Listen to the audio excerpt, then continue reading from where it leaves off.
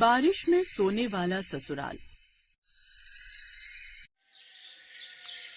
ममता जैसे ही ब्याह कर अपने ससुराल पहुंची तो देखा उसके ससुराल में चारों तरफ दीवारें थी, बहुत सारे कमरे थे, हर कमरे में बेड था, अलमारी थी, बहुत अच्छा किचन भी बना था, लेकिन पूरे घर में कहीं पर भी छत नहीं थी। ये देखकर ममता दंग रह गई। इस घर में सब कुछ है लेकिन छत क्यों नहीं है? देख बहू, ये हमारे घर की परंपरा है। ये बात ममता को थोड़ी बेवकूफी भरी लगी, लेकिन परंपरा के नाम पर उसने कुछ नहीं बोला। ससुराल में पति विक्रम के अलावा उसके सास ससुर जेठ और ननद थे। जेठानी अब इस दुनिया में नहीं थी। खैर, पहली रसोई की रस्म में जब वो किचन में खाना बना रही थी तब, हे भगवान, यहाँ तो सीधा धूप आ रही है, ऐसे तो मैं यहाँ मर जाऊंगी। वो गर्मी बर्दाश्त नहीं कर पाई और तुरंत बेहोश होकर गिर गई। तभी वहाँ पर उसका पूरा परिवार आ गया।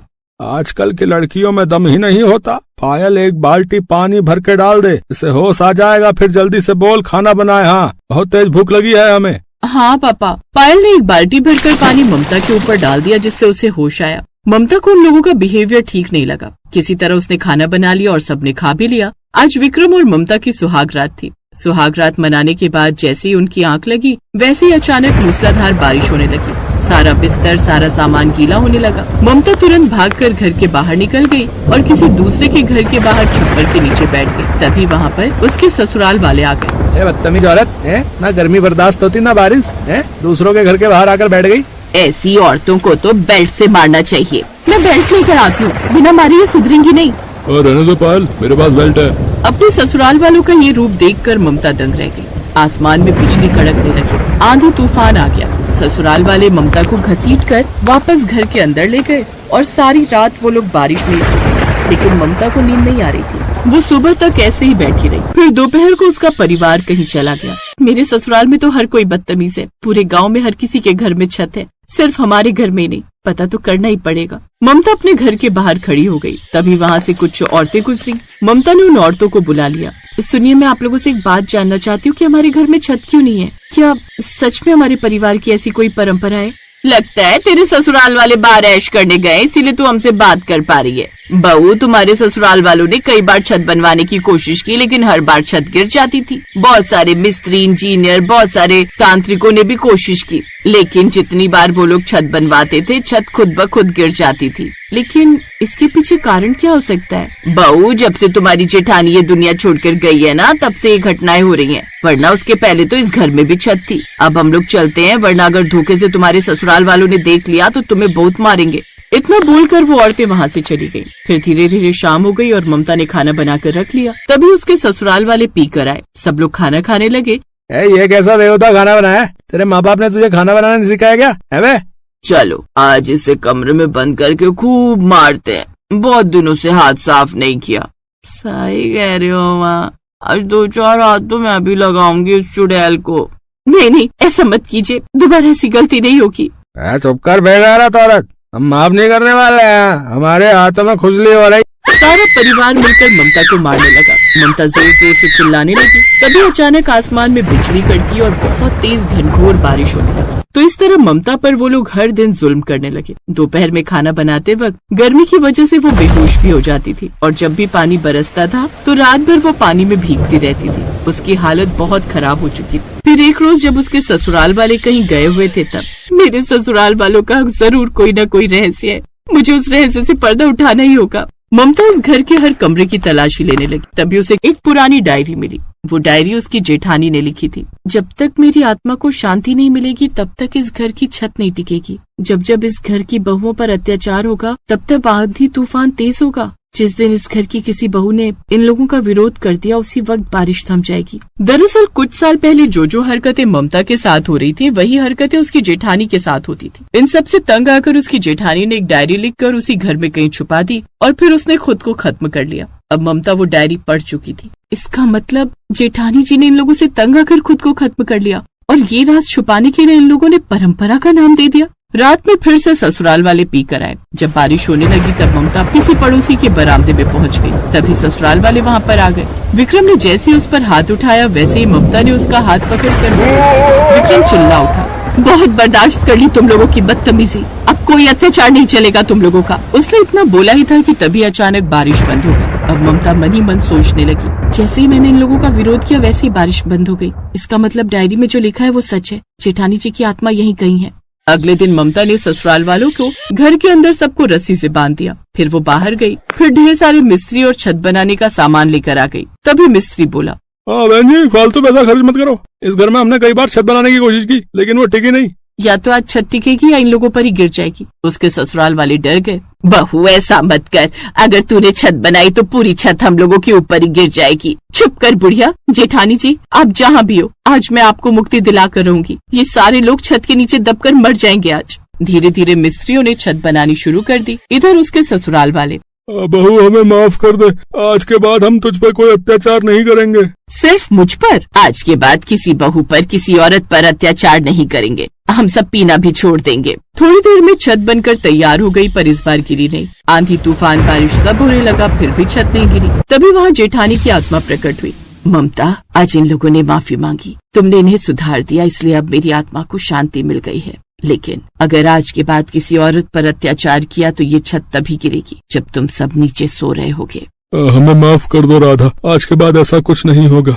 उसकी आत्मा गायब हो गई। उस दिन के बाद सब खुशी खुशी रहने लगे।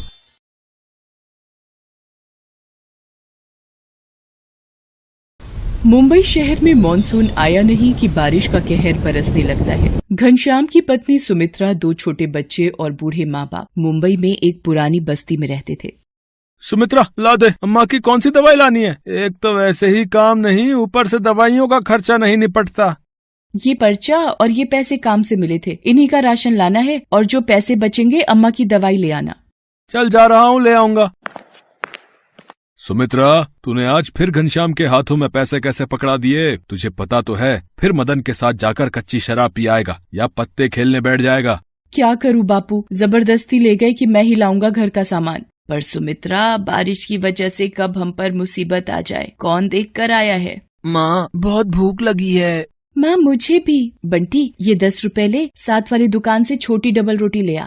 बंटी बराबर की दुकान से डबल रोटी ले आता है। सुमित्रा थोड़े से रखे दूध की चाय बनाकर बच्चों को चाय ब्रेड खिला देती है। दिन बीत जाता है, शाम होने को आ जाती है, पर घनश्याम का कुछ पता नहीं कहाँ गया। रात के 7 बजे। मैंने आपको सुबह राशन और माजी की दवाई के पैसे दिए थे, पर आप तो ये तली हुई मच्छी उठा लाए हो। अब तू मेरे खाने पे भी नजर लगाएगी? जान नहीं लाया राशन क्या कर लेगी? अरे घनश्याम, कुछ तो शर्म कर। सुमित्रा घरों में चूल्हा चौका करके थोड़ा बहुत कमाए और तू उजाड़ दे। बाबू, तुम बीच में ना बोलो तो ठीक हो रहेगा। मेरी ही गलती है जो इस मनुष्य घर में आ जाता हूँ। मैं आज बाहर सोऊंगा, और कल तेरी पाई ना चुका दी तो मेरा नाम भी घनश्याम नहीं है। अभी वो नशे में है। बहू, सुबह जब नशा उतरेगा अपने आप ठीक हो जाएगा। अम्मा, ये थोड़े से चावल रखे हैं, बना लो। हाँ बना ले बहू। घनश्याम तो बाहर बरामदे में सो गया है, अब सुबह ही उठेगा। इतनी तेज बारिश हो रही है, सड़कें पानी से भरी हुई हैं। हवा से छप्पर टूट गया तो? सोने दे बहू, बारिश पड़ेगी तो अपने आप अंदर आ जाएगा। सुमित्रा चावल बना लेती है और रात का खाना खाकर सब सो जाते हैं। बारिश और तेज हो जाती है। आधी रात के वक्त सुमित्रा की आंख खुलती है। ये क्या, पूरे घर में पानी? अम्मा, बापू, जल्दी उठो, ये क्या हो रहा है? अरे इतना पानी ये कैसे आया? लगता है बारिश रुकी ही नहीं। क्या करें, बंटी और पूजा को गोदी में उठाओ और बाहर चलो। घनश्याम भी तो बाहर सो रहा था। घनश्याम पर जब टूटे हुए छप्पर से बारिश पड़ने लगती है, उसकी आंख खुल जाती है। ये क्या, इतनी बारिश, पानी की तो नदी बन गई है। घनश्याम जैसे ही चारपाई से उठता है, छप्पर नीचे गिर जाता है। घनश्याम बाल बाल बचता है। तुम लोग रुको, मैं एक एक करके सबको बाहर निकालता हूँ। बंटी, तू मेरे कंधे पर बैठ जा। पूजा, अब मेरी गोदी में आ। घनश्याम बंटी और पूजा को उठा लेता है। सुमित्रा अम्मा का हाथ पकड़ती है। जैसे तैसे वो घर के बाहर सड़क पर पहुंच तो जाते हैं, पर सड़क पर पूरा पानी भरा होता है। ये तो पूरी सड़क पानी से भरी हुई है। अब क्या करें? लोग बारिश के पानी में डूब रहे होते हैं। कहीं बच्चे रो रहे थे, कहीं कोई बिछड़ गया। घनश्याम को याद आता है कि मदन के पास अपनी नाव है। सुमित्रा, तुम माँ बापू और बच्चों का ध्यान रखना, मैं अभी आया। पर आप कहाँ जा रहे हो? मुझे तो डर लग रहा है। मुझे याद आया, मदन के पास अपनी खुद की नाव है। अगर माँ बापू को उसमें बिठाकर किसी सुरक्षित जगह पर भेज दें तो हम तो जैसे तैसे चले ही जाएंगे। घनश्याम तैरता हुआ मदन के घर पहुंचता है। अरे, लगता है मदन नाव में जाने की तैयारी कर रहा है। मदन, माँ बापू को भी अपनी नाव में बिठा ले। मैं सुमित्रा और बच्चों को लेकर तेरे पास पहुंचता हूँ। घनश्याम यार, वो सुरेखा और बच्चे कुछ जरूरी सामान भी नाव में रख चुके हैं। अब तो नाव में बिल्कुल भी जगह नहीं है। माफ करना। अच्छा, पानी का बहाव तेज हो रहा है, अब मैं चलता हूँ। मदन घनश्याम को साफ मना करके अपनी बीवी बच्चों के साथ नाव पर निकल जाता है। घनश्याम वापस आ जाता है। देखा तूने, यारी दोस्ती पालने का नतीजा। आज मुंह पर दगा दे गया वो तुझे बिगाड़ने वाला। अब तो घनश्याम और भी घबरा गया कि कैसे अपने परिवार को बचाए। कोशिश करके एक दूसरे का हाथ पकड़कर वो थोड़ा आगे बढ़ते हैं। सड़क की दूसरी तरफ जाने वाला पुल भी टूटकर रास्ते में गिरा हुआ होता है। अब क्या करें, कैसे उस पार जाएंगे? घबराओ नहीं, एक दूसरे का बस हाथ पकड़े रहो। चलते चलते वो देखते हैं एक रस्सी के सहारे लोगों को सड़क के उस पार ले जाया जा रहा है। इस रस्सी की सहायता से धीरे धीरे आगे बढ़ते रहिए। हाँ जी माता जी, लाओ हाथ दो ध्यान से। रेस्क्यू टीम धीरे धीरे रस्सी की सहायता से सबको सड़क के दूसरे किनारे पहुंचाती है। तभी अम्मा, बापू, वो देखो हेलीकॉप्टर। ये सब लोग हमारी मदद करने के लिए ही आए हैं। हेलीकॉप्टर से रेस्क्यू टीम सभी बस्ती वालों को बाहर निकाल रही थी और एक सुरक्षित स्थान पर घनश्याम और उसके परिवार को छोड़ दिया। शुक्र है, ये बचाव कर्मी अगर ना होते तो हमें कौन बचाता।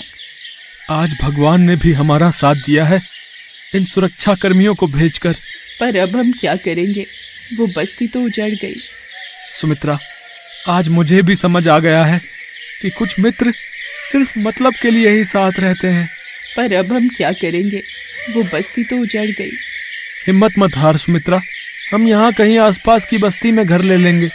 मैं वादा करता हूँ, शराब और जुए को कभी हाथ नहीं लगाऊंगा। खूब मेहनत करूंगा ताकि तुम सबको भरपेट भोजन मिल सके। कुछ दिन बाद जब बारिश रुक गई तब घनश्याम ने काम ढूंढना शुरू किया और एक बस्ती में किराए पर कमरा भी ले लिया। बारिश का पानी तो थम गया था, पर जिंदगी को चलने के लिए ताकत की जरूरत फिर से हासिल करनी थी।